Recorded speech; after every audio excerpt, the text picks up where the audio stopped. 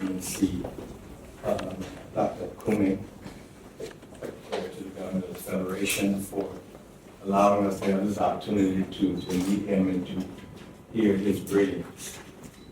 To the President of Ogbu, to Your Royal Majesty and the DA for Ogbu, to all of you, I want to say we're all happy to be here.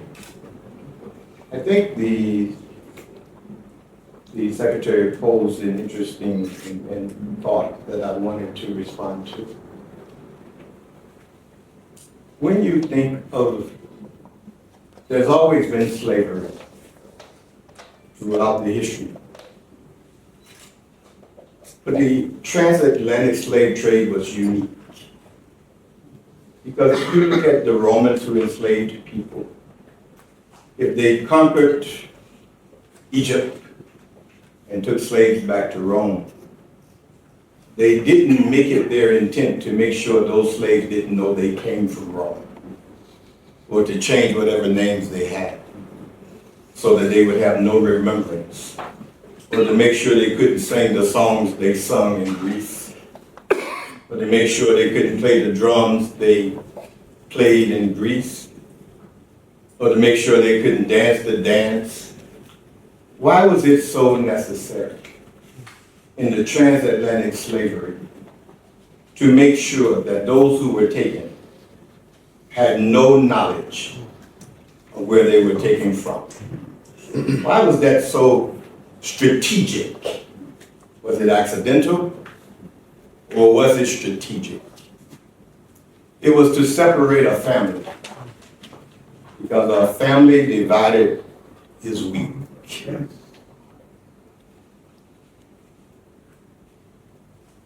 We have spent years without a sense or a connection to our land, our language, our culture, and our family. My business partner is a Nigerian from Igbo lands.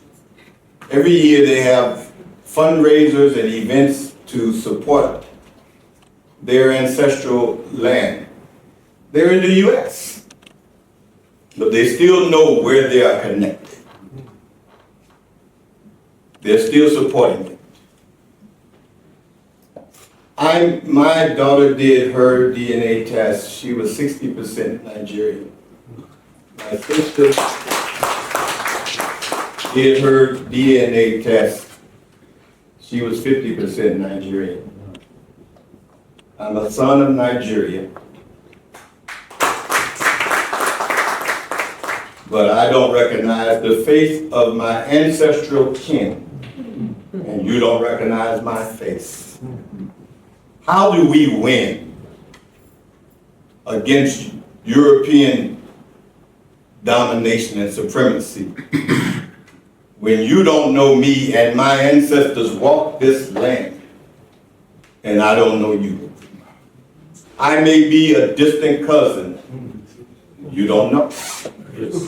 We're not asking for a passport. That's certainly not what we want. What we are asking for is for a family that was severed, whose strength was broken, who have been victimized on both ends of the Atlantic, to reunite and to acknowledge that we are family. I don't want to come to Nigeria, where my ancestors walked, sung and danced, and be told I'm a tourist, or to be told I'm an investor, when my ancestral heritage is in this land. We simply want to be acknowledged as family, because as family we will be strong again, because Africa cannot ascend to its full potential without the African and the diaspora.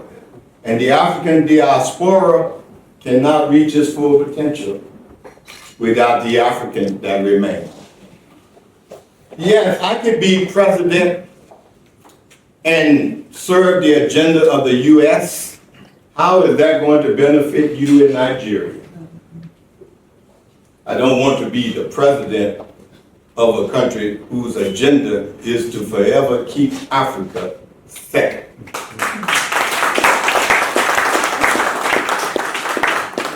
I don't feel it to be a significant advancement when my ancestry did not come from Europe or London or France.